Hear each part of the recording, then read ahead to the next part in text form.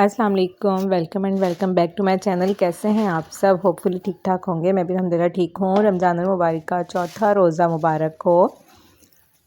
ये तो यहाँ मुझे कुछ मसालों की सेटिंग करनी थी, मैं वो कर रही हूँ। और अच्छा, मैंने आज ना न्यूज़ कवरेज देखी, बड़ी ही कोई खौफनाक सी मैंने न्यूज़ कवरेज देखी। मैंने सोचा आप लोगों के साथ भी शेयर करूँ। अगर तो आप लोग बाहर से ये चीज़ें लेके खा रहे हैं ना, तो बिल्कुल बंद कर दें। देखिए, एक तो मुरब्बा होता है, जो मुरब्बा मिल रहा होता है ना, वो आप लोग बिल्कुल बाहर से ना खाएं। मैंने इतनी ख़तरनाक, इतनी गंदी, मतलब जहाँ पे वो तैयार हो रही हैं ना चीज़ें, वो इस तरह थी कि काई के ड्रम थे, ड्रमों में ना, और दो दो इंच तक काई लगी हुई थी। और जो उसमें सब्जियां और जो जिन चीज़ों का मुरब्बा बन रहा था, अचार बन रहा था ना, उनको भी काई लगी हुई थी।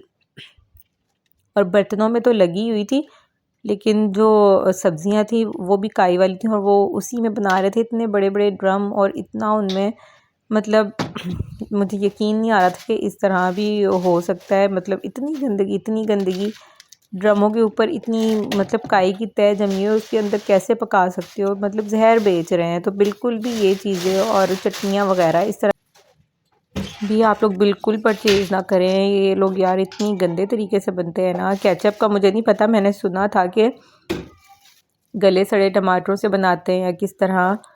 अगर इस्तेमाल करें ना चीज़, कोई मायारी इस्तेमाल करें जिसका ब्रांड हो, कुछ नाम आपको समझ में आ रहा हो, तो इस तरह ना करें कि खुला जो अचार तो बिल्कुल ना करें। बाहर का जो अचार होता है ना, या तो अगर ब्रांड का किसी अच्छी कंपनी का अचार है और आपको यकीन है कि वो सफाई सुथराई का ख्याल होगा, तो वो आप ले लें। देखिए, हमारे यहाँ ना पाकिस्तान में बिल्कुल भी ये जो हेल्थ कंपनीज़ हैं, ये बिल्कुल काम नहीं कर रही हैं। पता नहीं क्या कर रही हैं, बट जिसमें उनका फ़ायदा होता है ना, वो उधर उधर ही जाते हैं। जहाँ उनको अपना फ़ायदा नहीं नज़र आ रहा होता, वहाँ नहीं जाते। तो अब जब यहाँ मुझे लगता है या फिर उनका पैसे दे के मुँह बंद कर देते हैं, या क्या चक्कर है। वरना इतना बड़ा फ्रॉड हो रहा है, इतना बड़ा, मतलब सेहत के साथ खेला जा रहा है, मौत बेची जा रही है खुलेआम। तो उनके ऊपर एक्शन कैसे नहीं हो रहा? हेल्थ डिपार्टमेंट है ना, वो किस लिए है? इसलिए है ना, ताकि कोई गंदी खुराक, कोई जहर आलूद चीज़ें ना बेची जाएं, और ताकि लोग महफूज रह सकें बीमारियों से। लेकिन ये खुलेआम बेचा जा रहा है। तो मतलब या तो ऐसा है कि वो रिश्वत दे के साइड पे हो जाते हैं, और रिश्वत तो माशाल्लाह से हर जगह बहुत ही आम है, और पाकिस्तान में भी बड़ी ज़्यादा। तो बस हमें खुद ही एहतियात करनी पड़ेगी। और ये बाहर की जो खुली वैसी विदाउट ब्रांड चीज़ें होती हैं ना, वो तो बिल्कुल ना लें। जैसे हम लेते हैं नेशनल के मसाले और इस तरह, और एक होते हैं खुले, हमें नहीं पता वो कहाँ से आ रहे हैं, कैसे आ रहे हैं। तो वो चीज़ नहीं, या तो हमें पता हो कि हाँ वो सफाई से तैयार हुई है या नहीं हुई। तो इस चीज़ में बहुत ध्यान दें। इससे ना हमें ऐसी ऐसी बीमारियां लग जाती हैं कि हमें यकीन भी नहीं आता कि अच्छा ये बीमारी भी होती है, इस तरह हम बीमार भी हो सकते हैं। तो इस तरह की बीमारियां जो है ना, इन्हीं चीज़ों की वजह से है, और कुछ भी नहीं है। ये जो गंद कचरा बाहर की चीज़ें इस तरह की खा रहे हैं ना, यही हमें इस तरह की बीमारियों को जो है हमारे अंदर मुंतकिल करती हैं, अभी हमें फेस करना पड़ता है। तो बस फिर एहतियात करें और अपना ख्याल रखें, बच्चों का भी ख्याल रखें, अपनी न्यू जनरेशन का भी ख्याल रखें। यहाँ पे मैंने ना मसाले लेके आई थी, साबुत मसाले, गरम मसाले पिसे हुए। तो सारे ना मुझे मैंने पहले मैनेज किए, लेकिन कुछ रह गए थे। तो मैंने सोचा अब टाइम है तो अभी मैं ना इनको मैनेज कर लूँ। तो फिर मैंने ये दालचीनी, जो फिर ज़्यादा थे ना, बच गए थे, उनको मैंने वापस से रैप करके रख दिया। और कुछ जार जो थे वो हाफ़ हो गए थे, तो फिर मैंने उनको दोबारा से भर दिया। तो इसी तरह से ना इनको मैं, जब ये फिर से ज़रा हाफ़ होंगे ना जार, तो इनको मैं दोबारा से भर दूँगी, ताकि ना फिर ये इतनी स्पेस ना लें। वरना स्पेस बहुत लेते हैं, फिर इधर भी चीज़ें पड़ी होती हैं, उधर भी चीज़ें पड़ी होती हैं। बस ये फिर मेरे पास ना एक बड़ा सा टिफ़िन बॉक्स टाइप का पड़ा हुआ था, इसके अंदर मैंने इन मसालों को सेट कर दिया। और दालें जो हैं वो मेरी एक जार में होती हैं। किचन को आप सारा दिन समेटते रहें, कुछ ना कुछ सारा दिन किचन समेटने के काम ख़त्म नहीं होते। मुझे तो समझ नहीं आती क्यों इतने काम होते हैं किचन के, सारा दिन यही होते हैं। तो यहाँ पे कुछ लेमन आए हुए थे। तो सीज़न ऐसा है रोज़े में ना, अफ्तारी में नींबू पानी बस एक ही गिलास से ज़्यादा नहीं पिया जाता है, क्योंकि ना अब गर्मी नहीं है ना, और अच्छा भी नहीं है सेहत के लिए। कम ही पिया करें, एक गिलास से ज़्यादा ना ही पिएं, सादा पानी पिएं। तो इस वजह से मैंने ना फिर कुछ लेमन, मैंने कहा ख़राब हो रहे, तो मैट को दे देती हूँ थोड़े से, उसके बच्चे भी रोज़े रखते हैं। तो बस इसलिए फिर मैंने थोड़े उसे दे दिए, क्योंकि डेली हम लोग ना नींबू पानी बनाते तो हैं, लेकिन बस एक ही गिलास, 2 गिलास बनते हैं हमारे नींबू पानी के, इससे ज़्यादा नहीं बनाते। तो लेमन का ये होता है बड़े बड़े ख़राब भी हो जाते हैं।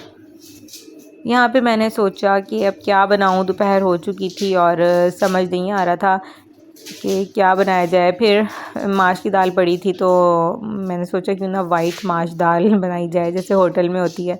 तो मैंने कोशिश तो की बिल्कुल वाइट दाल बनाने की, लेकिन ना मेरे ख्याल में वो होटल वाले इसमें ना वाइट मिर्च डालते हैं, तो मैंने वो नहीं डाली थी। मैंने साबुत गरम मसाले और हरी मिर्च डाली थी और बस नमक डाला था। मैंने लाल मिर्च ना कुटी हुई डाली ना दूसरी डाली।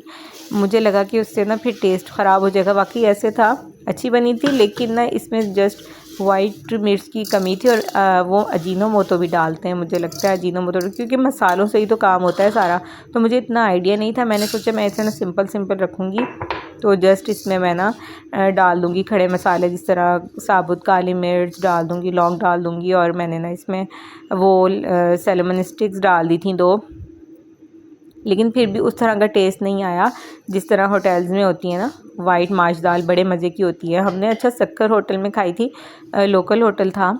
उनकी ये दाल इतनी मज़े की थी कि उसने हर चीज़, सब्ज़ी और जो चिकन, हर चीज़ को उसने पीछे छोड़ दिया था। और उनकी रोटी इतनी फ्लफ़ी थी, इतनी टेस्टी उनकी रोटी थी कि मैं हैरान थी। ऐसी रोटी ना मैंने ना हैदराबाद में खाई और ना मैंने रहीमाबाद में खाई। वाकई में उनकी रोटी जो थी ना, वो तंदूर की रोटी होती है, अकड़ जाती है ना, हम खाते हैं, तो वो ऐसे थी फ्लफ़ी, सॉफ्ट और क्रिस्पी।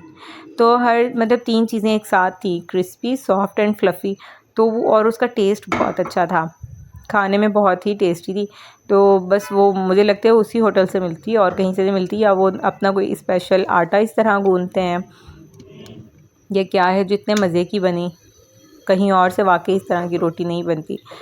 अच्छा जी, यहाँ हमने चढ़ा दिया अपना सालन। ये शाम का ही टाइम था और सुबह का मैंने सोचा हुआ था कि मैं काले चने बनाऊँगी, उनको भिगो दूँगी, तो क्योंकि शाम को तो वैसे ही अफ्तारी बन जानी है और अफ्तारी में फिर कोई ज़ाहिर सी बात है खाना अफ्तारी के बाद नहीं खाया जाता, क्योंकि हम फ्राइड आइटम खा लेते हैं और दूसरी चीज़ें हो गई, फ्रूट वगैरह हो गए या फ्रूट चाट हो गई, जो भी इस टाइप की चीज़ें जब खा लेते हैं उसके बाद फिर रात का खाना खाने की गुंजाइश नहीं होती। और आपने नोट किया होगा जब रात का खाना खा लें तो फिर सुबह सहरी नहीं हो पाती।